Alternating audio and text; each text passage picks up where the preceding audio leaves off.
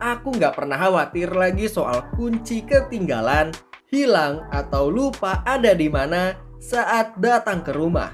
Karena akses masuknya sudah digantikan oleh PIN atau fingerprint atau pakai kartu kayak di hotel.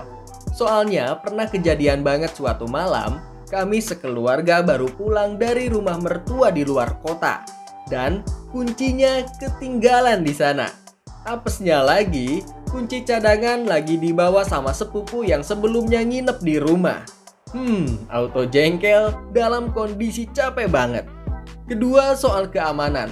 Tentunya aku dan keluarga merasa lebih aman karena teknologi yang terpasang di pintu. Selain dari alarm, lidah pintu yang banyak, dan kamera super wide yang terpasang di bagian luar dan dalam bisa menjangkau siapapun yang ada di depan rumah kami. Yang ketiga, yang sering banget kejadian, soal saudara. Baik itu adekku, orang tua, sepupu yang suka datang ke rumah pas kami lagi di luar. Kami bisa kasih password temporari yang mereka bisa akses buat masuk tanpa menunggu kami pulang.